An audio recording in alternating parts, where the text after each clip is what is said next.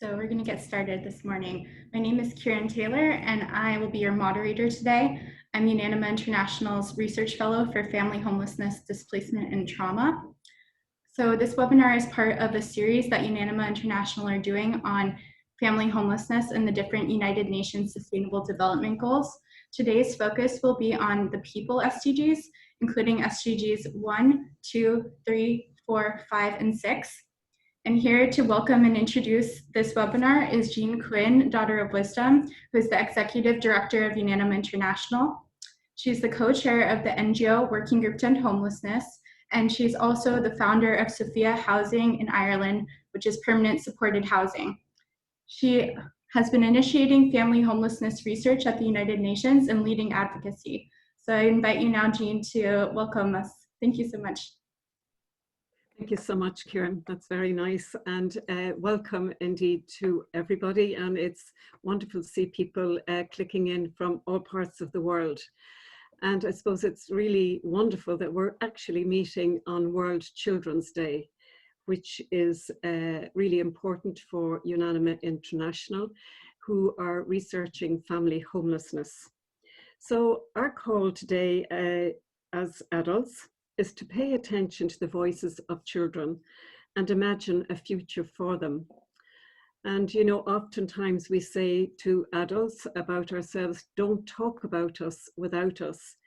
And for children, not for children, but with children. So that's really just maybe a thought to hold in our minds today as we begin this session. I'm delighted to be here today, and as Kieran said, we are part of the Working Group to End Homelessness, the Committee on Social Development, and we work with many NGOs that are committed to homelessness and family homelessness. So we're delighted that all of you are with us and from many parts of the world. I want to say just a few minutes about homelessness. And homelessness in particular, because I want us to remember that we're talking about people. We need to keep in mind that homelessness is an experience and not an identity. And homeless people should not be defined by their experience. Today's world, as we know, is characterized by the ever-widening gap between the rich and the poor. Just a screenshot here. We have 100 million homeless in our world and 1 billion with inadequacy. We see it in every one of our countries and cities. Walk on any street in our big cities, we're homeless and broken. And it's one of the most evident manifestations of poverty and inequalities in our world. I've witnessed it myself in Europe, in the USA, in the Philippines, and up the mountains in Peru. We see a balance in our world, a world that often exhibits and tolerates discrimination, gender, sexuality. You're breaking up class. So sorry. Is that any better now? Yes. Okay, we see an imbalance in our world. A world that often exhibits and tolerates discrimination based on race, gender, sexuality, class, religion, and much more. Only differences, such as the experience of homelessness, as lines of separation, rather than meeting places, new things happen, and build bridges. It's precisely differences that keep the world and our countries divided. In all of us, where we come from, there's deep down longing, a desire, a searching for a place that we can call home. And earlier today, I had a call from one of our team in Tasmania, Molly, who said, "I've just got a new home, Jean, not a new house." And that word is really important, because this is what families who are out of home want: a home and ability to contribute, making their own unique mark on the world. And we'll hear that experience from Liz later, who's making a unique contribution to our world because of her experience. As we are reflecting on the SDGs and family homelessness, we are also in the midst of the coronavirus pandemic, which is a time of crisis, and particularly for people experiencing homelessness. But crises are bringing up against us the change we found through the SDGs. They are extremely practical, they are low cost, and they are the kind of objectives that the world needs right now. But we need the attention of the world's people, governments, member states, and organizations who will support our actions on homelessness. The challenges of homelessness, poverty, health, education, inequalities, water and sanitation are actually solvable if we collectively find the task. They are transformative priorities and a call to action. And this call to action needs a unique paradigm shift in how we perceive poverty and family homelessness. And now is time for a revolution on the subject. We urgently need that paradigm shift away from the many abusive attitudes and beliefs that circulate around homelessness. We need these seminars, these webinars, these dialogues or conversations, insight, and for treating homelessness for what it is, a human and civil rights issue. In 2018, UNANIMA International made a decision to do some research on family homelessness with support from Europe, New York University, St. John's University in New York, and more recently, Syracuse University. Our particular interest lies in providing a voice to women and children experiencing homelessness. Part of our way of achieving this is by studying the root causes, the experience, and the outcomes of best practice through a range of different perspectives. The lens of the UN 20 Agenda is ideal for us, particularly in analysing family homelessness, because it is and must be considered a multilateral issue. Addressing and preventing family homelessness is essential for the UN 2030 Agenda and to be achieved for gender inequality and social justice to be centred.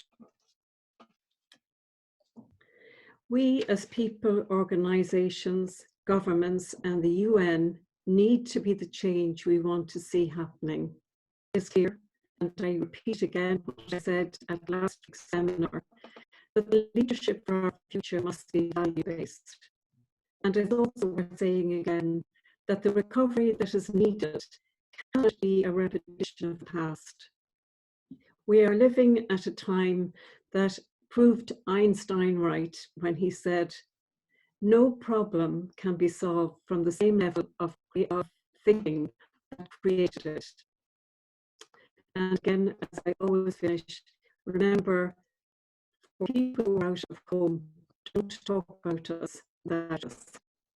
And now you're all most welcome, and I hand back to Kieran. Thank you so much, Jean. I think it's very important that we differentiate between what is a home and what is a house. And especially with UNANIMA International, we've been engaging the topic of what is hidden homelessness. So that's very important for us to talk about as we get into the people SDGs. Additionally, I love your comments about we can achieve ending homelessness and the UN 2030 agenda, and it's just about committing to it and sharing good practices and creating this urgency around various issues that intersect with the agenda, including family homelessness. So with that, we're going to welcome our first panelist, who is Katie Tobin. She's an advocacy advisor at WaterAid, focusing on multilateral institutions, including the UN. From 2011 through 2014, she worked with the United Nations Non-Governmental Liaison Service before co-founding Regions Refocus, an initiative that works on policy analysis around economic and gender justice with autonomous regional civil society networks. Katie has worked on women's rights, conflict resolution, organizational strategy, and sustainable development including as an independent consultant for JCOR, UNANIMA International, Mercy International, and the Global Policy Forum. So with that, we invite you to present, Katie, and thank you so much for being here today. Thanks so much, Kieran and Jean. I'm really just so happy to be here and looking forward to listening to the other panelists and to the discussion. I think the work you're doing to make connections between family homelessness and the whole SDG agenda is so important. And I think, you know, as Jean's presentation pointed out, there are some really obvious overlaps with SDG 6 on water and sanitation in particular. I think, you know, I like this idea of making sure we uncover the hidden homelessness as well and really sort of bring this issue to the fore, because it obviously has so many overlaps with issues of, you know, the rights to water and sanitation, but also, of course, the rights to housing, to quality housing, and how we can't look at these two as separate. And I think that was one of the really important contributions of the SDGs, actually, was kind of encouraging the international community to look at the intersections between issues and to see all of these rights and development priorities as interconnected. So in terms of what we do at WaterAid,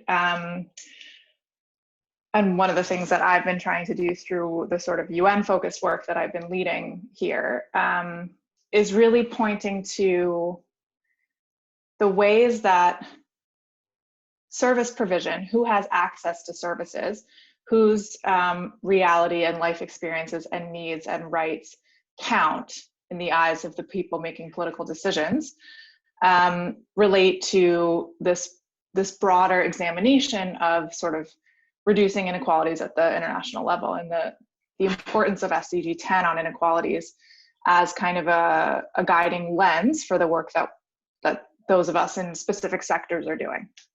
So on WASH in particular, the WASH crisis is global and is deeply reflective of existing inequalities. So the map that Jean showed of, you know, where in the world family homelessness is especially a problem, you know, really overlaps with places where the WASH crisis plays out, perhaps not at a national level, but in terms of people experiencing discrimination and marginalization. And so one of the ways that we're trying to look at it as WaterAid is that the people who are disadvantaged by discrimination and poverty are also often the most likely to be affected by lack of access to water, sanitation, and hygiene services, which then compounds the difficulties they face by deepening their challenges to health, to education, to financial security. And so it's kind of a cyclical WASH. Not having access to WASH contributes to inequalities, puts people in difficult situations. And then it is the people who are facing discrimination on basis of age, you know, gender, sexuality, health status, housing status, you know, religion, caste. These are the people who within a given society or even within a given household are less likely to have access to these resources. But I like the framing, again, of hidden homelessness, because I think it really is a universal problem. And, you know, for example, WaterAid does some work in WaterAid Uganda on tenants' rights. So this idea of the difference between a dwelling and a home, I think is really pertinent here, because for a lot of people living in urban settlements or more informal housing and paying rent to a landlord that may provide a very basic structure, a room in which you can live, the work that we're doing with community groups in Uganda is to, you know, really support communities to advocate for this dwelling, this structure should come with services, including water and sanitation, and that is part of, you know, first of all, what people pay for with rent, but that is part of a conception of housing. And I don't, you know, depending on how you feel about the framing of dignity, it's problematic, but it is powerful. And that we really see this in different manifestations all over the world. So again, congrats to UNANIMA for the work that you're doing. I think, you know, I'll talk about COVID in a little bit, but I think even before the COVID crisis, I think there's perhaps an unwillingness on the part of major development actors to engage with the kind of political context and political decision making that informs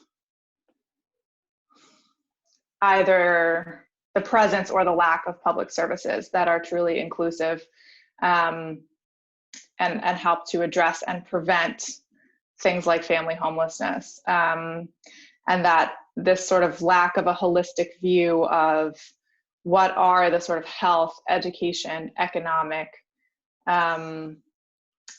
rights and needs of people, especially people living in poverty and facing discrimination. And I think, you know, for WaterAid, it's a little bit of a new area for us because we started with a very sort of technical engineering infrastructure approach to building piped water systems in places that didn't have them. And so it does require kind of carrying people along to say, you know, the social, cultural, political system that overarches the decisions that are made is something that it's also our job to be looking at. So that's why we've been kind of trying to link up more with other sectors and other institutions through this more sort of public financing for public services lens. And that is also relevant, of course, in industrialized countries, as we saw from Jean's map of family homelessness, and of course, as we're seeing from COVID-19.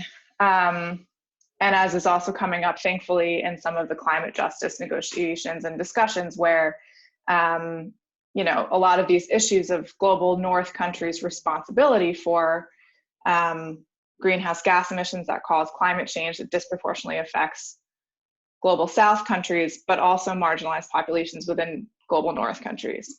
And so I think all of these things are kind of coming to the fore at this really, you know, terrible international moment with COVID-19, but it also is opening some doors to think about what kind of societies we want to see as we, quote, build back better. So there's a lot of talk, I'm sure, you know, I'm not saying anything new, but, you know, about how COVID is making visible the kinds of inequalities that were not invisible before, but perhaps people preferred not to see. And highlighting, you know, that it's not just about some sort of technical problems that need to be solved. It's, you know, it's really about systemic flaws in our global and national structures and how we need globally to shift towards more just, more sustainable, healthier economies and societies. And I really hope that a lot of the narrative that's come up in the international community around COVID does translate into actual ambition to doing things differently. And so, of course, you know, water, sanitation, and hygiene is really key to this and really links to, obviously, to COVID prevention. There was a lot of emphasis on hand washing at the beginning of the crisis, especially for people who live in crowded urban settlements or who can't physically distance, which, let's be honest, is most people in the world. It's absolutely a privilege to be able to stay home, to socially distance, to not go shopping in industrialized countries, to pay other people to do your shopping for you. I mean, I think in some ways, COVID is making these things visible, and in some ways, COVID is also covering them up. But we know that in least developed countries, 3 in 4 people don't have hand washing with soap and water at home. So one of the things that we're sort of trying to do is address that immediate concern for people. You know, we're looking at initiatives that are looking at not just kind of household level water and sanitation, but also public places, prisons, borders, you know, places where people are left out of service provision. And that's part of our overall focus on inequalities. But we also know that the crisis, you know, just regardless of this rhetoric of making visible things people would have preferred not to see, it's also making things worse. It's also making people who were already marginalized and discriminated against further, you know, stigmatized and pushed out, including people with chronic health issues such as HIV, other health conditions, people with disabilities, people who often overlap with populations that experience homelessness.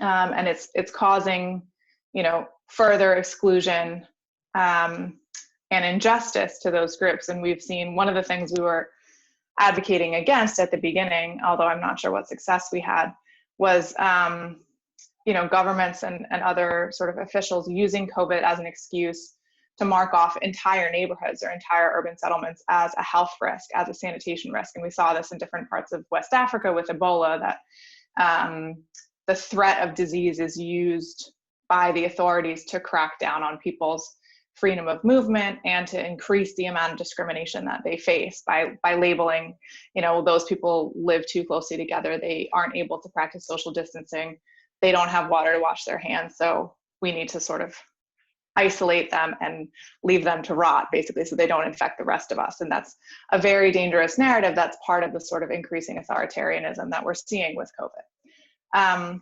So let me start to wrap up with some kind of concrete recommendations, because I think, we could talk a lot about the problems and the overlapping issues that have come up, but in terms of concrete things that we're asking for as WaterAid, that hopefully are also, contributing to the kind of changes that you all who work specifically on family homelessness would want to see. We really need and it's an obvious one, but we really need a more human rights-based approach to development, to the 2030 agenda. So that's one reason I think the work that UNANIMA is doing is so important. But also to COVID response and to COVID recovery. And governments, of course, are worried about the bottom line and the economic recession and the millions of people who are pushed into poverty and hunger because of COVID. But in their attempts to fashion solutions, they have to be putting those people first and putting those human rights, livelihoods, well-being conditions or considerations first. I liked also the framing in the beginning about addressing the root causes, that in many ways, as I was saying before, COVID is a symptom of a global system that has always been unfair and is getting more unfair. And so we have to think about, why is it that most of the population of the world is not able to take the precautions that would prevent COVID transmission? And how can we, when we talk about these kind of buzzwords of building back better, pandemic preparedness, how can we center those people? And obviously a huge way of doing that is to develop crisis response alongside and with and hand in hand with affected communities themselves, and not designing solutions that people who have no idea of the lived experience are the ones leading on. And that's, it's kind of development 101 if we've learned anything from the past 75 years of this industry that we operate in, but it happens far too rarely. And then of course we need to be explicit and upfront about our goal of tackling discrimination and stigma in every single thing that we do, related to all of the factors: age, gender, race, ethnicity, socioeconomic status, housing status, health status, livelihood type, caste, etc. And we have to make sure that we, as kind of international NGOs, speaking from the positionality of WaterAid, are not contributing to or upholding the root causes of the problem in the first place. And then focusing on governments as duty bearers under the international human rights framework to respond and to take responsibility. So that hopefully this does contribute to the paradigm shift that Jean was talking about in terms of human and civil rights and economic and social rights. So thanks so much. Really looking forward to the discussion. Thank you so much, Katie, for your insights. It was great to hear about the development of WaterAid to be more intersectional, as well as to hear your emphasis of the human rights-based approach, the need for a global shift towards inclusivity in decision-making processes and politics. So thank you so much for that perspective and for more clearly defining some of the connections to water security and infrastructure even. So thank you. Our next speaker is Elizabeth Madden, Liz Madden, who is someone who has partnered with UNANIMA International very much in the past. She works as a development officer for the Cork Anti-Poverty Resource Network in Ireland. She is a facilitator with Move Ireland, which is Men Overcoming Violence, and an occasional lecturer with adult continuing education in University College Cork. Elizabeth is an advocate for personal and collective societal change.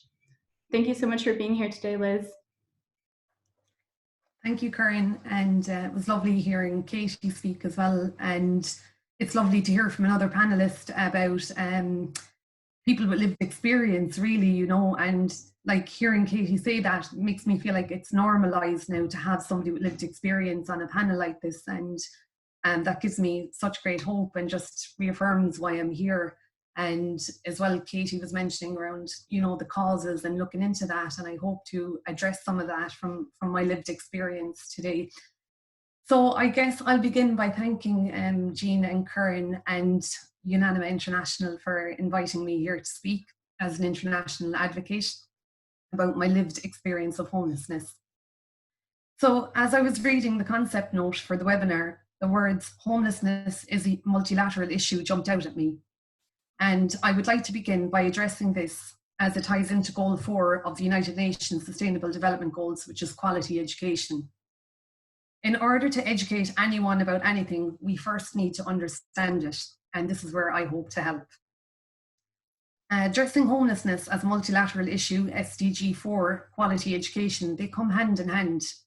Understanding that homelessness has many different facets and sides to it is key to educating people around the causes, effects, impacts, and most importantly, recovery of homelessness. And I guess recovery of homelessness is another term that I want to kind of normalize, because we don't hear a lot about the recovery, we hear a lot about the causes and the impacts. So I guess my story is one of recovery, and I guess that's kind of my narrative, and that's what I'd like to put forward. But basically, the 4 different areas that I kind of broke down and looked at for today were the causes, the effects, the impacts, and the recovery. So number 1, the causes. For me, and again, this is pure experiential, so this is just based on my own personal experience of causes. For me, the reasons why I ended up homeless, they varied at different points in my life. At one point, I became homeless because I was escaping a domestic violence relationship where I had to leave my city. Another time, I became homelessness due to my addiction, where my addiction had escalated to a point where I was unsafe to myself and others. And the last period of homelessness was where I was living in overcrowded accommodation, and I had become pregnant, and it just wasn't, there wasn't room enough to raise a child. And that's where I received the support of Sophia Housing, which is an Irish housing organisation, which I'll talk a little bit more about later. It's basically like my first point of recovery. So looking at the effects of homelessness, I wanted to say that when you lose a home, you lose everything. Therefore, when you are rehomed, you are rebuilding your life again from scratch. So homelessness for many, it doesn't end by giving somebody a home. But being housed was the first step for me to have a good quality of life. However, I needed to know how not to become homeless again. I needed to know how to function, how to work, how to educate myself, how to eat healthy, act healthy, and how to develop, maintain, and sustain healthy relationships. Many others like me need extra support of learning life tools, or like the tools of living or reliving. I would say that not having a home is only one symptom of a greater problem. I think that a lot of housing support agencies are becoming more aware of this. And that's the housing agency that I received help from. Sophia Housing was the housing agency that led me to my own personal recovery, and actually really helped me to have the realization of the effects of my homelessness. In terms of impacts, so I've said already that homelessness is only a symptom of the problem, and that problem will vary and differ from person to person and even country to country. The impacts of homelessness are great, but for me, the most impactful were mostly physical and psychological, and not really financial for me, because I would have come from like a working class background. So it's not that I was losing a lot financially. And during periods of homelessness, there are like the physical losses. So like even things like your clothes, your shoes, your makeup, but as well, the more difficult losses like photographs or random things that you'd have in your bedside locker, like a gift of a hairdryer or curling tongs that somebody might have given to you. And when you're homeless, it's essential items only. And there's a great loss in that. And for many homeless people, this happens repeatedly. Amongst the physical and material things that you lack or have lost, there are also the psychological impacts. So in my case, the psychological impact had the greatest. Again, I can only speak from my own personal experience, but the impacts of my experience were my experience of homelessness were traumatizing. I guess in the hierarchy of needs, a sense of belonging is essential to developing a healthy sense of self and trusting relationships with others. Studies have shown that depression, anxiety, and suicide are amongst common mental health conditions associated with lack of sense of belonging, and this was definitely my case. When I was at the United Nations speaking in October, I was really impressed and personally touched to see the words included in the definition of homelessness, which was created by the expert group meeting in Nairobi, Kenya. The ability to enjoy social really just touched me, and I felt that that is such like a huge part of homelessness, or like that's what you miss most when you're homeless, is not having anyone to connect to and not having anyone to relate to, and that isolation. So it was just wonderful. I guess a lot of people, when they think homelessness, they think street homelessness, and you know, it's far more deeper and complex than that. So yeah, it was just great to see that the ability to enjoy social relations included in the definition. And the last part of the is recovery.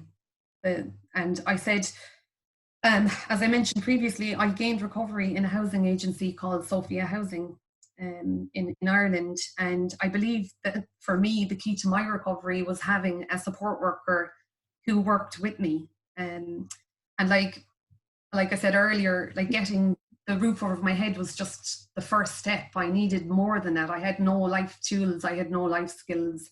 And this person was just given to me to work with me. And when I say with me, I really mean with me. She wasn't working for me, or she wasn't working on my behalf. We worked together. And that's really the approach of Sophia Housing, and one that I would really hope that other support agencies would adapt. I felt trusted and listened to, and these are all the feelings that you really appreciate when you reach out for support. The last thing you want to feel is judged or incapable. And I really felt empowered by the approach of the support. And this is very useful for a person who's recovering from homelessness. Overall solution to homelessness, I don't have one. But similar to addiction or mental health, homelessness is a cause of something. Therefore, each individual story and recovery of homelessness will be different. What worked for me personally was having that one person assigned to me in supported housing until I was at a place in my life where I felt independent enough to take control of my own life. It's not an overall solution, however, it is a solution, and one that I understand requires time, finances, and resources. But I really need to stress the benefits, which are great. And I'm saying this as a person who's living a full, healthy, and productive life. So that kind of ends goal 4 for me, and I'll just briefly go on to talking a little bit about the goal 5 of the SDG, which is gender equality, all the feminists. So I just wanted to kind of put forward a little bit of a little thought or consideration that I had around that. So a concept I've learned a little bit about is around the feminization of poverty, which is really an idea that kind of looks into the increased poverty in female-headed households. Okay, so I experienced this first when I became, and most deeply, I guess, when I became a first-time mother, as I had no job, no educational qualifications, no support from a significant other, and very little family support. Really, without the ongoing support of the housing agency and my support worker, who actually first asked me, posed the question, would you ever think of going to university? It was the first person that ever even asked me in my life. But without that support, the level of poverty and deprivation could have led me back into a place of poor mental health, addiction, and even homelessness. The family dynamic is changing more and more women are heading families alone. We need to ensure that education, training, employment, and childcare are accessible to women, especially those who are raising children alone. Additionally, women should earn a fruitful living. Women deserve more than a week-to-week paycheck that is just about covering bills, childcare, and after-school activities. Women need to earn a decent enough wage to be able to save money, apply for a mortgage, go on holidays, and have luxuries.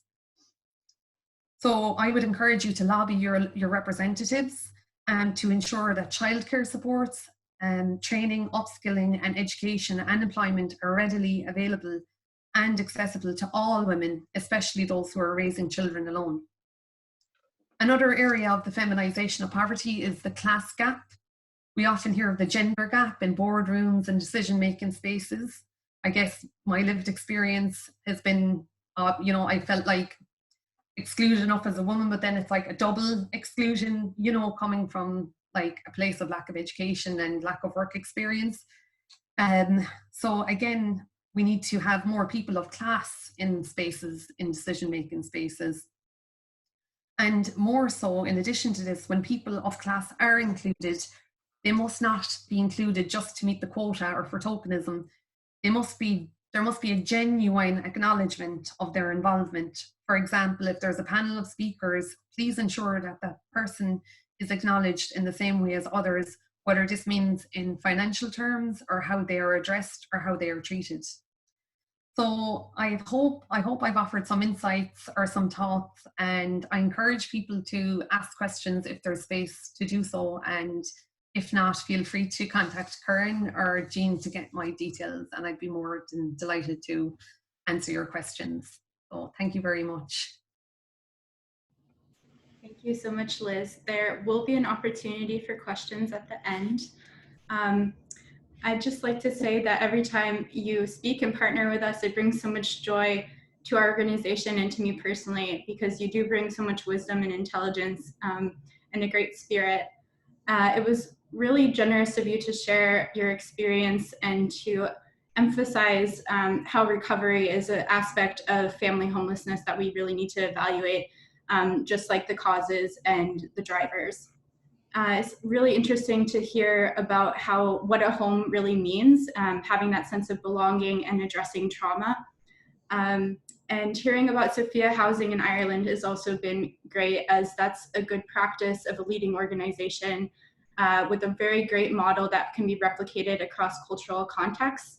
I would just acknowledge that we have representatives from Sophia Housing as attendees today, so thank you for being here with us. And with that, we're going to go to our next speaker, who's Dr. Preety Gadhoke, an associate professor in the College of Pharmacy and Health Sciences at St. John's University in New York. She earned a PhD in international health as a Sommer Dean's doctoral scholar from the Johns Hopkins Bloomberg School of Public Health, and also an NPH in health policy and management from Emory University. Dr. Gadhoke is a senior fellow at the Vincentian Center for Church and Society and teaches graduate and undergraduate courses in public health. She recently received a Catholic Relief Services Global Research Award for Food Systems Research in Thailand and a U.S. Fulbright Award to study food systems, climate change resilience, nutrition, and health. Dr. Gadhoke engages in interdisciplinary, collaborative, and community-driven research to inform culturally sensitive programs and policies at the nexus of food security, nutrition, chronic disease, prevention, and health equity in marginalized populations. And Dr. Gadhoke has also collaborated with us on various research endeavors. So thank you so much for being here today, and I invite you to present. Thank you so much, Jean and Kieran and UNANIMA International, for this invitation to speak today at this lovely panel. I think it's definitely a very important issue. As Jean, you mentioned about this paradigm shift to address hidden homelessness. I truly appreciate the panelists and what you've been sharing so far. Katie, thank you for really speaking to this issue of the intersection of environment and health. We really appreciate that. And Liz, thank you so much. I met you a while ago in New York when I actually heard your first testimony, and I really appreciate your lovely testament to recovery. I think that is a very important issue that is not discussed much. And so thank you so much. For World Children's Day, as Jean, you mentioned, it's actually close to my heart too, when working with women and children. And I've had the privilege of working with children living in homelessness, as well as households living in homelessness in Queens, New York, where we worked with photo voice and photography skills and nutrition. And so for that, I just want to, I just want to remind us again that, as Nelson Mandela said, that society is only as good as we treat our children, really, is a paraphrase of his. So with that, I'll share some slides with you here.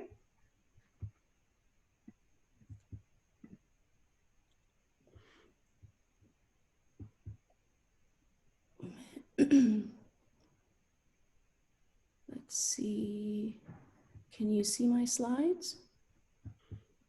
No. It's coming Okay. white. And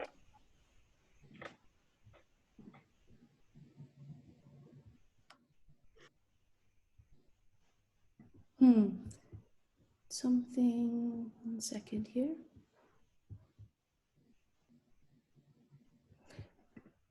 Sorry, let me try that again.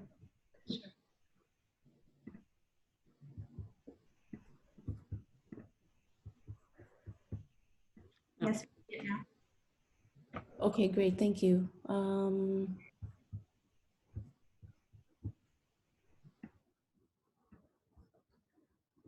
It is not allowing me to move up the screen. Try making it smaller and then clicking slideshow. Okay. Sorry about that, everybody.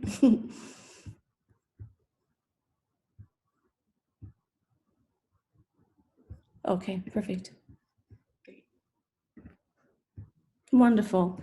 So just want to start out with what the Special Rapporteur, Leilani Farah, said recently on the guidance on protecting families living in homelessness during COVID-19, that she said that, quote, homelessness, including during a crisis and irrespective of nationality or legal status, is a violation of human rights, as we were saying today.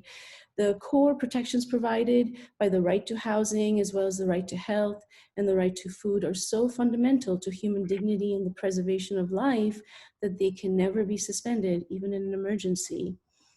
So similar to the map that I really appreciate that Jean shared about hidden homelessness, this is certainly a map of COVID-19 to really show that, you know, we have over 55 million confirmed cases of COVID, over 1.3 million deaths, according to the WHO, and this is only compounding the problems that our speakers have mentioned already today.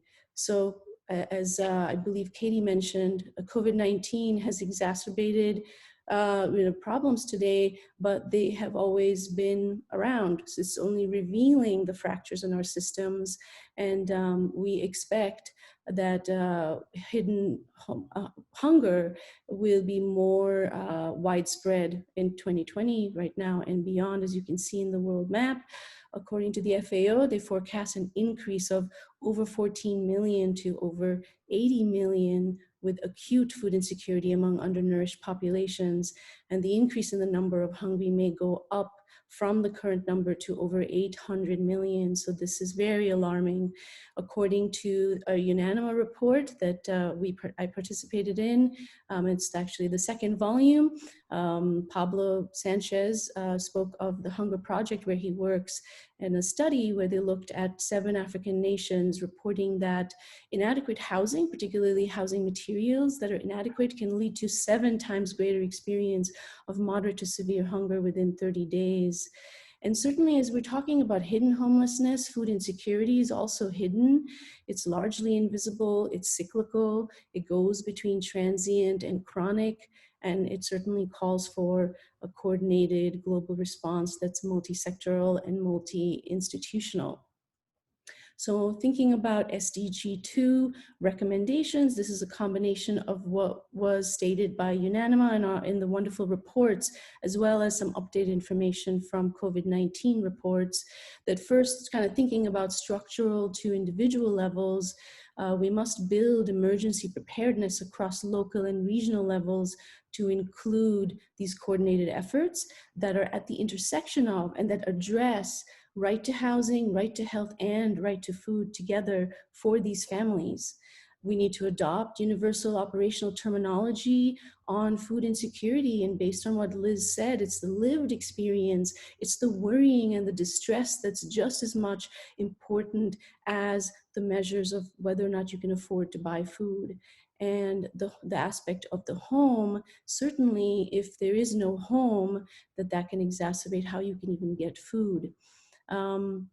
Certainly, we need to think about education and thinking about women's rights to land, since at least half of the farmers in the world are women.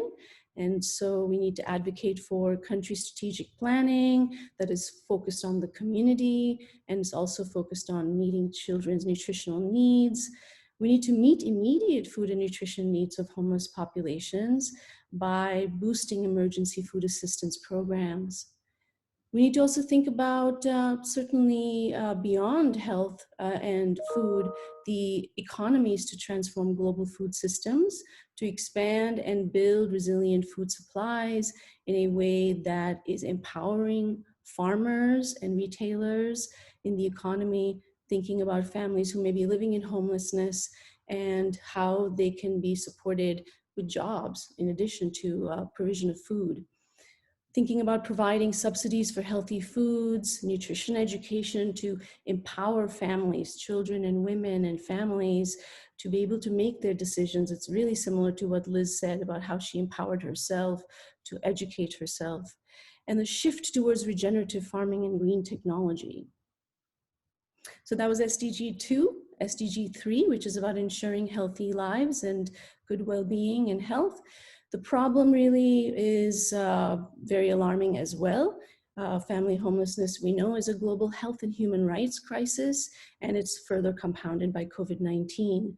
So thinking about across the lifespan, as we're speaking about World's Children's Day, you want to think about how to address the health of families living in homelessness from a child when it's born to the elderly. The lack of affordable and safe housing places vulnerable populations at a number of problems, from stress to premature death. So we really need tailored programs and policies for children and women, focused on racial ethnic minorities, indigenous population, aging populations who are living in these very difficult circumstances. Families living in homelessness really do experience stigma and discrimination. And I believe that Katie mentioned that certainly, and Liz, you spoke to it from your personal experience. And so we really must think about this continuity of nutrition and how it leads to better immunity, as well as addressing disability. COVID-19 made problems more difficult because families living in homelessness, as we all well know, are often more so living in crowded housing, and that can make quarantining difficult. So there's several recommendations from the UNANIMA report, as well as from Brookings Institution and other leaders who have recently spoken about COVID-19. And so really, as we're speaking here today, we're thinking about an integrated solution, right? And we really want to remind ourselves about human dignity, about self-esteem, about livelihoods, as our speakers have mentioned. We need to generate momentum for sustainable financing of, and this is very key for me in public health, universal access to primary health care. We have plenty of evidence that when you have universal access to primary health care, water and sanitation, and primary education, that builds up societies, it lifts up societies, which means it lifts up the communities. So we need to build resilient health systems, get communities engaged and empower them through the engagement, as Jean said, with the communities, with the families, and not for them. That's very important for us. To develop centralized and coordinated public health responses for emergencies. So that is a paradigm shift in and of itself. How do we prevent and not react? And then preventing the loss of, for families, as Liz mentioned, worrying about getting a home is just the beginning. Starting a life means, how do you make sure that you're not losing healthcare services? How are you not losing social protection programs and food assistance programs? And in addition to that, expanding those opportunities for these families is very important. And finally, just a few other recommendations here. Certainly, we're talking here about a shift in our culture. And for public health, we really speak to the shift in culture towards prevention, right? So prevention of hidden homelessness, prevention of food insecurity, prevention of premature death. And for COVID-19, there are many recommendations in terms of being able to survey the families to identify their needs better, and immediate provision, monitoring and evaluation, very important that UNANIMA has spoken to in our reports, to build a continuity of care for holistic health services. So that's very important. And to ensure that providers in the immediate have supplies and protective equipment. So in conclusion, the UNANIMA reports, volumes 1 and 2, really spoke to focusing on majority of the targets for SDG 2 and SDG 3. And really with that, I want to thank you again for this opportunity.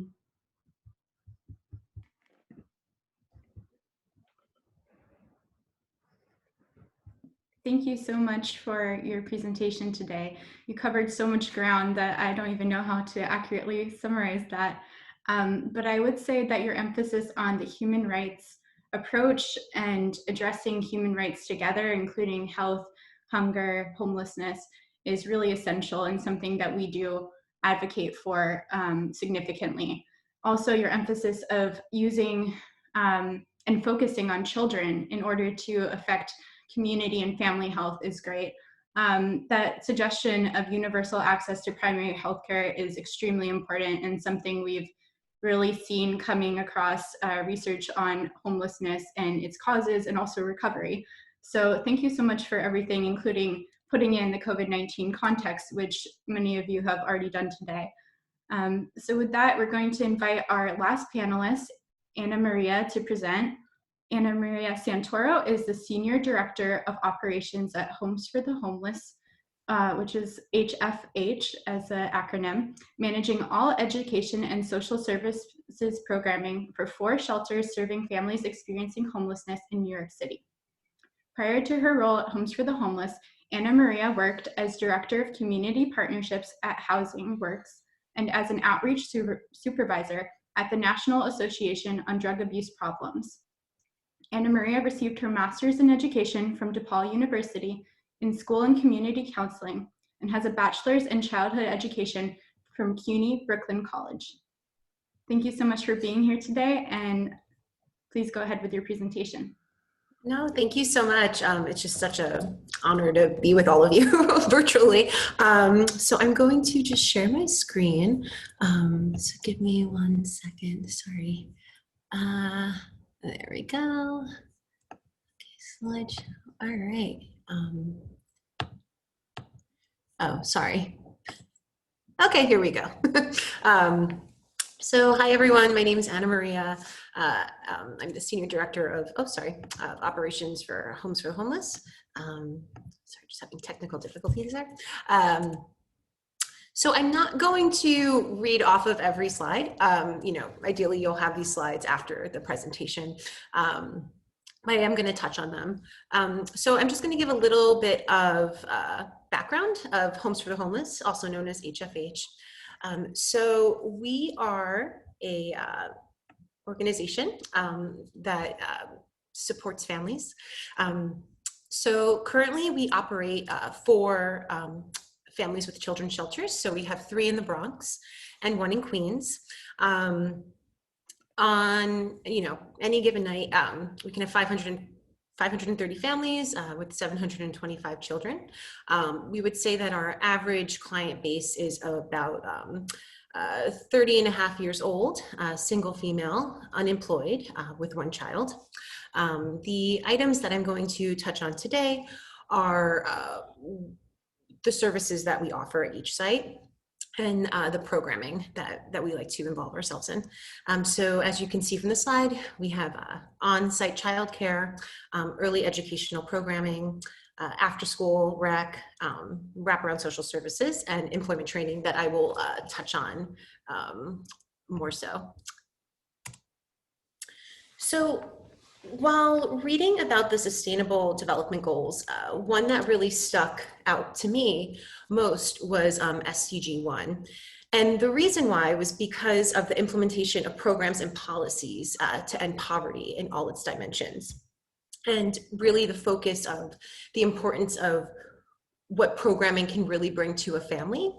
And so, you know, as you could see from the slide, and I'd like to touch on this, homelessness is an international and national experience, but a local issue with tailored solutions working best for each community. So why families become homeless? You know, there's a multitude of reasons. The top 3 reasons in New York City are domestic violence, eviction, and overcrowding. You know, and as you could see, there are other reasons. You know, we sometimes have families who, you know, as a child, they were, you know, experiencing homelessness and living in shelter. And now they find themselves as an adult with their own child living in shelter. You know, there are times where there might be addiction or, you know, an SMI, serious mental illness, or sometimes none of the above. And one story that always kind of stays with me was when I was a early childhood teacher working with someone who shared with me that they experienced homelessness themselves. And one of the most important things, and it was very simple what she said to me, but one of the most important things that I really took from what she said was that, and about her experience, was that things can happen and they can happen to anyone and at any time. And I always thought that that was a really powerful statement because you never know who can be homeless because it can happen to anyone. So one of the first things I'd like to touch on is education. And to me, early education is very near and dear to my heart. And I believe one of the most important programs that we have here at HFH. If you could see below, we have these wonderful pictures of children really being children, which is so important. And they always bring a smile to my face, which is great. And so, as I was saying, early education, in my opinion, is one of the most important programs we offer at our sites. We know when children are under-enrolled in early education, that they are more likely to suffer from developmental issues, hunger, asthma, and they're more likely to have their special needs identified later. Again, as an ex-teacher, I saw firsthand the benefits children gain in the classroom, from developing conflict resolution to how they view themselves in the world. And now how their parents are becoming prepared and knowledgeable for their child's educational experience. And I believe this is that's an important piece, you know, because if, say, a parent maybe did not have the best experience in school, they now can have a great experience while their child is experiencing early ed. Another area I would like to I'd like to discuss is our employment programs that we offer at Homes for the Homeless. So I don't know about you, but how many times, I mean, I know I've heard this a number of times, but how many times have you heard from individuals in your own personal life, it's so easy, look for a job. Now imagining having 2 kids under 3 years of age as a single parent and living in shelter. And then being told, just look for a job. I know I would feel broken, overwhelmed, and isolated. That is why our approach to employment is not short-lived. We have employment specialists that work with our clients in obtaining and creating employment goals. Sure, right? They might not be ready for employment once they entered shelter, but now their child is receiving childcare services after 3 months of residing with us. And so it might now be the appropriate time to connect with that family and that client, an adult parent, to discuss what employment options are out there, or also day programming. So at HFH, we currently have 3 adult programs that I would like to touch on. So right now we have a program called Family Works, which is an in-house program centered on educating adults in careers of maintenance, housekeeping, and security. This is a 12-week paid internship that clients partake in, and they work with the employment specialists to gain employment in these areas. We also have a program known as Family Plus. Plus stands for Practical Living Useful Skills, and is a series of units that adults and families attend. We are now in our first unit. It's known as Family Literacy, Together in Learning. And in this unit, adults and families are learning self-exploration, time and stress management, and work readiness. And as you can see over here, we have some photos. This is from our Alley's Place Center for Culinary Education.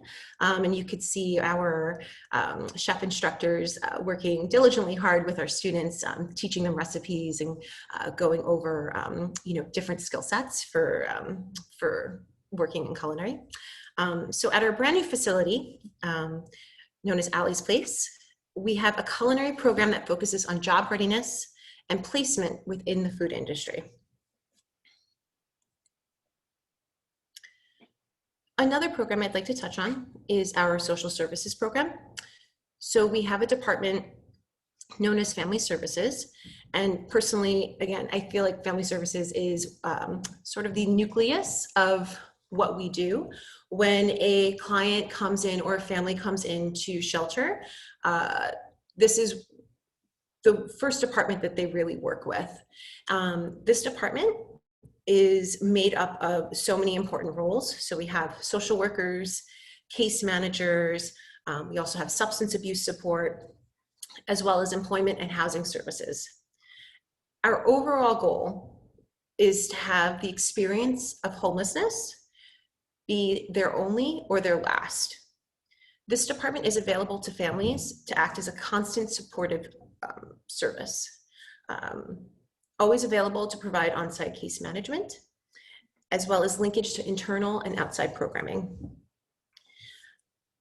Lastly, what I'd like to say is that SDG 1, the importance of programming is giving that extra support to a family, and that is something that is our model. That is why we have so many different types of programs in our Families with Children shelters to really support the children, to support the parents, and really lead them to where they want to go.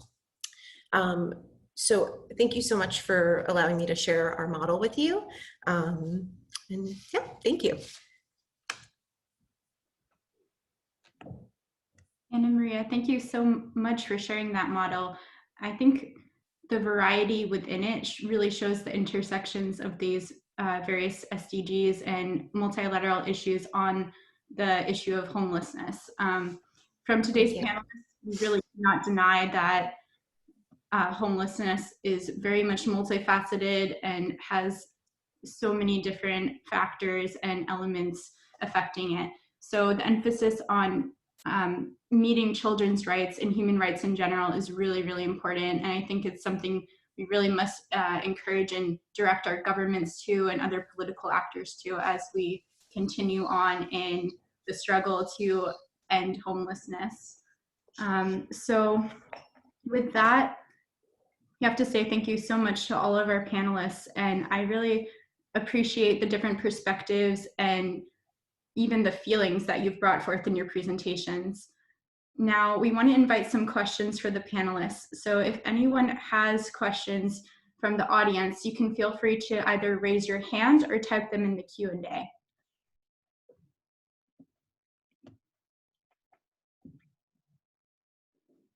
And so far, we haven't received any questions. So I'm sure there's a bunch out there, though. So we'll give it a minute.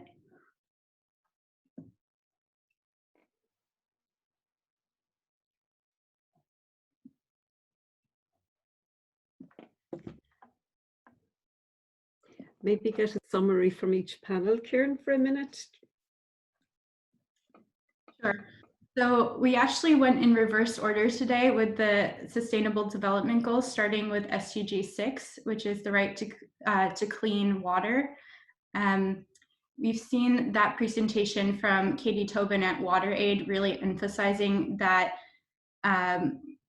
infrastructure is a huge factor in water security.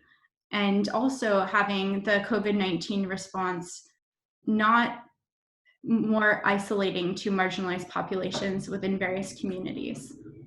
Then we had Liz, who shared her lived experience and also her international expertise on gender equality and how to achieve that, and education as well. We had after that Dr. Preety Gadhoke speaking about both SDGs 2 and SDGs 3, which are zero hunger and adequate healthcare. And those ones really come into play together as health is very much determined by nutrition. So that was also really insightful. And we ended with Annamaria from Homes for the Homeless speaking about SDG 1, no poverty. And that showed the variety of programs and interventions and supports that can achieve no poverty that are very versatile.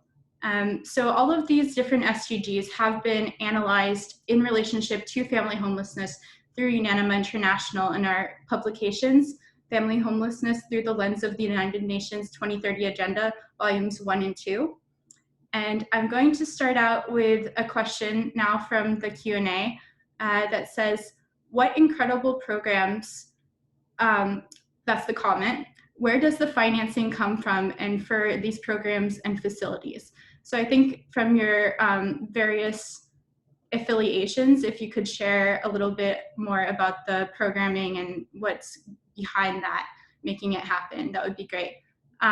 If it's okay, I'm going to start with Annamaria. Sorry, sometimes that mute button is a little tricky. So we are partnered with Department of Homeless Services, so we are contracted with them. So that is a large part of where we receive our funding from. Yeah. Thank you. Liz, would you like to speak to that?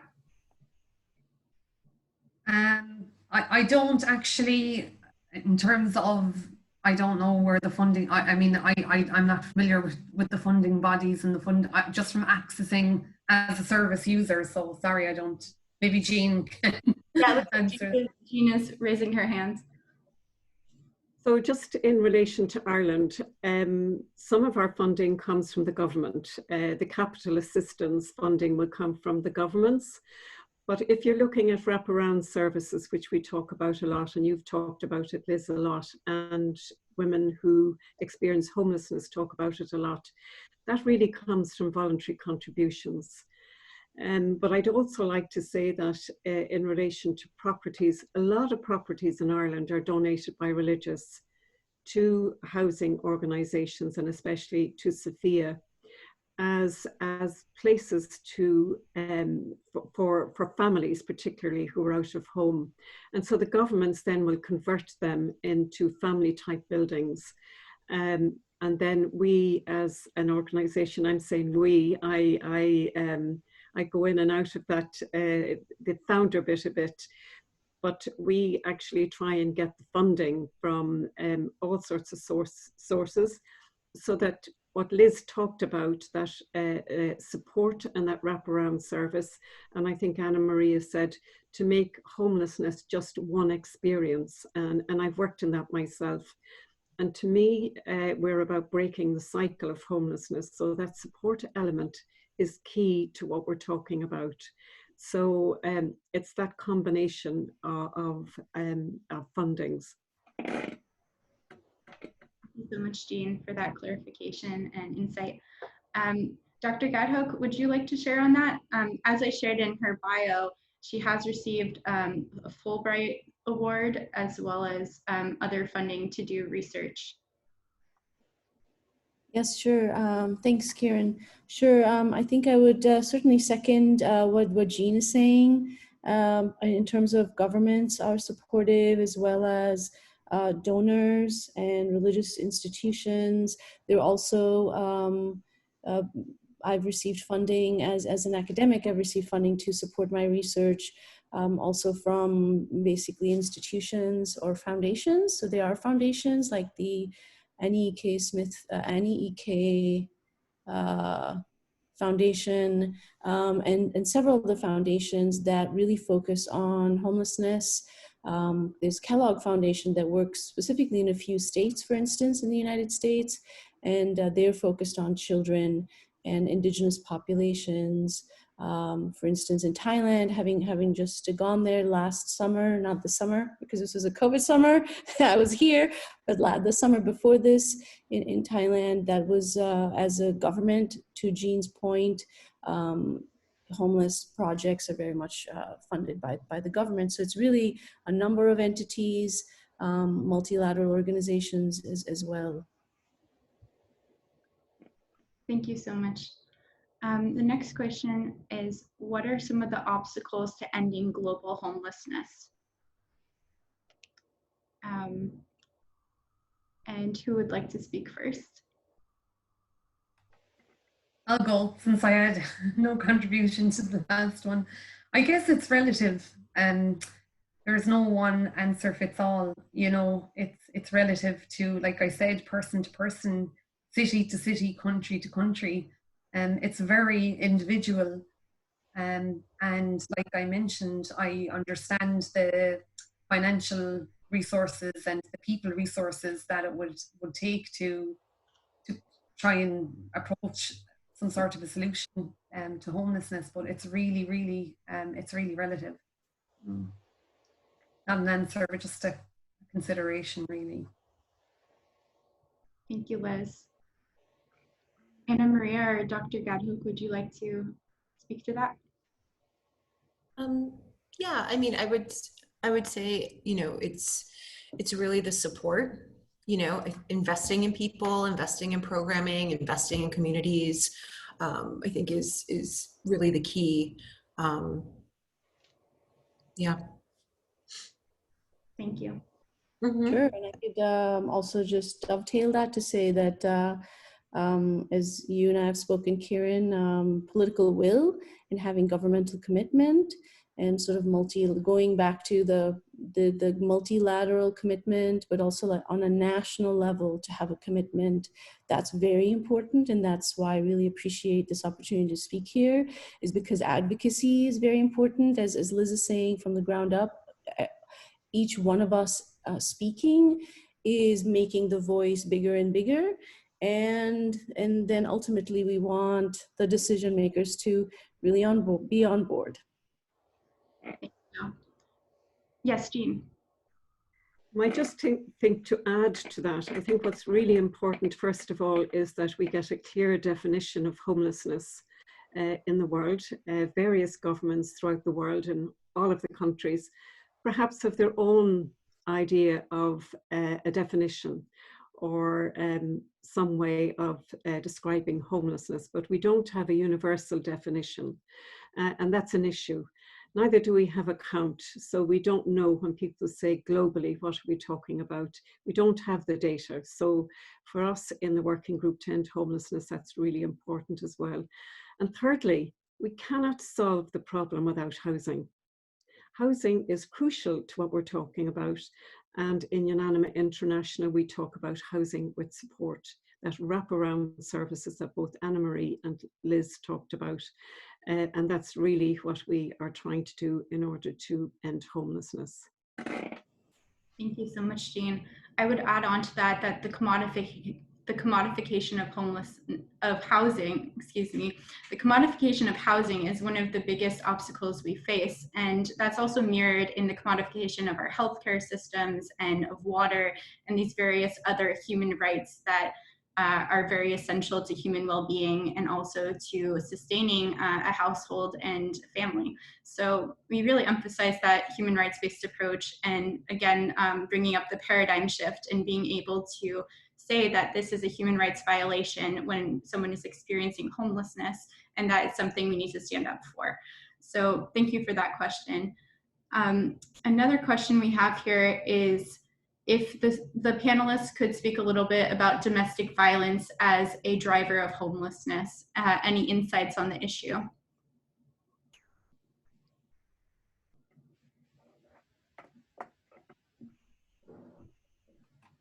I guess it's from my lived experience. Yeah, like safety. Well, I guess to start from the start, it's like your survival instinct, really, if you sense danger, let alone the reality. Like I was severely attacked in my own home. And it was, yeah, it was a very traumatizing experience. And you just flee. Like your instinct is just flee. And luckily I was safe. Luckily I'm actually alive, really. And when I did flee, I had to go to the hospital first. And yeah, it's a terrifying experience. I you know, even to return to a home after being attacked, let alone from a person who's supposed to care about you, it's a very difficult experience. And so a lot of people want to get away from that because you're reliving, like Karen, you know, you talk about the trauma that's connected to homelessness. Every time you're in that home, you can like relive that experience, and it's not a nice place to be. So I think for that reason, people can't psychologically, you know, like be in that space, and let alone if they weren't there, there's like the risk of that person returning. Like in my case, I was too afraid to press charges because I knew what he was capable of doing to me, and the fear was there that if I provoked this person even a little bit more, that he could actually like harm me to the point of death. So that's probably like an experience that other people have in terms of domestic violence. Like that is the reality. So that's why people, I think that's why they go. And actually where I am right now, I work in a domestic violence agency. I'm in the helpline. And yeah, I mean, luckily for me, I've had great recovery, again, going back to Sophia Housing and the type of support that I received. And you know, to be able to process and overcome my experience. And not only that, but further again, to be able to help other people who've lived that experience. But it's very common, and it's very common because you just flee in that situation. So yeah, that's the connection. That's the raw and the real and honest reasons why women leave and men too, and become homeless. Oh yeah. Thank you so much for sharing, Liz. And I don't know if you saw, but in the chat, there's some calls for the next president of Ireland. So yeah, would either of the other panelists like to answer? Dr. Gadhoke? Yes, sure. As Liz is sharing about her lived experiences, I've spent a few years working at this homeless shelter in Queens, as I mentioned, where we were working with kids. So we also worked with women, and we had focus groups, talking circles with women, and majority of the women, at least half of them, did speak about domestic violence. And so kind of connecting it to solutions, that's where it's very important to have this integrated whole health approach. And that's what I think I'm a big proponent of, that we need to address women's health from the mental health, the physical health. We need to make sure that women have job training and certificates, getting into school, to have funding for schools. We need to make sure that they can get jobs, and that requires everything from supporting with finding jobs, paperwork. You know, there's so many wonderful organizations that help with donations of, you know, everything from even thinking about the clothes that you need to wear for interviews, right? How to engage in an interview process, how to speak about yourself and what your skills are to get that job, to, of course, healthcare and going back to housing.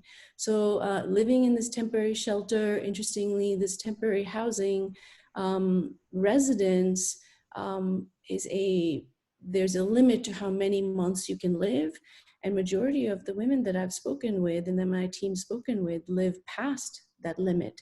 So we are failing as societies, certainly, you know, in terms of not providing that housing and making these protracted problems when they're supposed to be temporary, because the solutions, we need to get together and have this whole health, whole woman solution and get them out of homelessness. So I really appreciate what Annamaria and what you're speaking to Liz, that it should only be once, it shouldn't be at all. So let's just get them out of homelessness.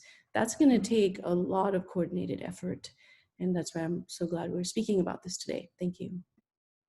Thank you. And yes, we have to begin with the dialogues and making these connections to the different intersections. So today is really an opportunity to move forward on a lot of these issues for panelists and Sorry, Karen, I think I got sidetracked there a second ago. I didn't even read the word solutions, but it's very important, I guess, for me to say in terms of solutions around homelessness and domestic violence. Like, they really come hand in hand, because there's like a feeling of low self-esteem and worthlessness, and that's what you need. That's where it begins, is building the person's self-esteem and self-worth, because then she'll be less likely to enter a relationship that would be abusive or violent, because her self-esteem, and she would be aware of the warning signs. And I guess it would seem that a lot of women would go back to those type of relationships, or would be more inclined to become homeless and homeless again. But I think self-esteem, and I know it's so basic, but self-esteem and self-worth can actually really help and bring a person to recovery as well. Thank you. I think we also have to look at the financial rights, the housing rights, the reproductive rights of women.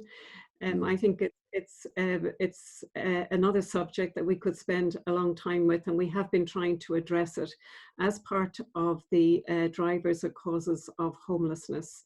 So, as we keep saying, it's a multifaceted area, and it's something that we will come back to at a later date as one of the root causes of homelessness. Absolutely. And it is important to emphasize that when we talk about domestic violence and homelessness, much of this is invisible, and not just people we're seeing in shelters or getting services or even on the streets, but rather people who are still in these situations and in that situation of hidden homelessness. So that's a really important way to reframe our understanding of homelessness, not just around having housing, but also the quality and security of that housing. I'm going to move on to our last question, because unfortunately we are running out of time. So this is from Winifred. We acknowledge so much good work being done by groups. Do you see hope that the SDGs will be achieved in this decade of accelerated action with the impact of COVID-19? And I'd ask each panelist to answer this briefly if you can.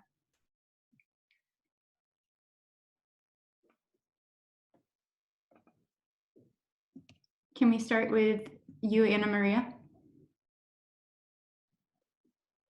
Sure. I'm sorry. Could you just repeat the question? Yes, no problem. So the question is, if you have hope that the SDGs or Sustainable Development Goals will be achieved within the next decade. I do. And the reason why, and I think we've kind of all collectively, and maybe more panelists have maybe touched on this a little bit more, but I think COVID-19 has really brought a lot of things to surface of the inequality that is occurring, nationally and internationally. And so with that, I think that there are voices that are here to be heard and addressed. And so I believe that those voices are getting louder and louder. And so with that, hopefully more support and engagement of, the goal of like sustaining of the Sustainable Development Goals will occur. So. Thank you. Liz? Well, as an optimist, I would hope so as well, but even to familiarize, quality education, gender equality, even to have those terms normalized and echoed, and even if people were familiar with the goals, I think that would be an achievement in itself, which is becoming more and more popular, I think. I do believe change and hope come through the SDGs, actually. They're practical, as I said earlier, they're low cost. They are the kind of objectives, actually, that the world really needs right now. But who are those world's peoples, the governments, the member states, and perhaps all of us, actually, to support these actions? So that gives me great hope. And the fact that we're having these conversations and that so many people are coming to have these conversations, I think we're all beginning to be on the right road. Thank you, Jean. Dr. Gadhoke? I would say that this is a wonderful, hopeful panel, and I certainly second that. I am hopeful, and nothing more further to say beyond what Jean said and the others have said, that SDGs are a good roadmap for us, and they've been very helpful from what we've seen with the MDGs.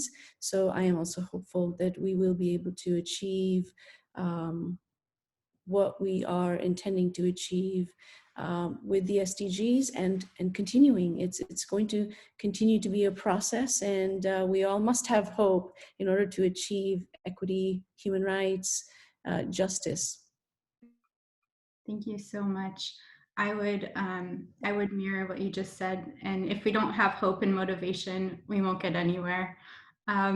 So I want to thank all our panelists today: Katie Tobin, who had to leave a little bit early, Elizabeth Madden, Preety Gadhoke, and Annamaria Santoro, as well as my leader, Jean Quinn. I'm going to share very briefly a last word from UNANIMA International. So today's presentation, as you know, was on family homelessness and the people SDGs. So we really encourage you to look at our publications that get into these various topics at their intersection with family homelessness very uniquely, with the lived experience, expertise, analyses, quotes, and resources. And I want to end with a quote from our first volume, which says, "The urgency of family homelessness is displayed twofold. Firstly, due to the great injustices and human rights abuses, which are known to directly or indirectly cause family homelessness. And secondly, due to family homelessness's adverse effects on individuals, families, and communities, best framed within the concepts of trauma and compound trauma." So UNANIMA International are committed to keep researching and maintaining focus on family homelessness, displacement, and trauma, and our priority groups of women, children and girls, migrants, and refugees. And as today is World Children's Day, I hope we can all continue on the day keeping children in mind as we pray and advocate for the type of world that we want. Thank you so much for being here, everyone, and have an amazing day. Thank you all. Thank you so much. Thank you. Bye. Bye-bye. Thank you so much. Take care. Take care. You too.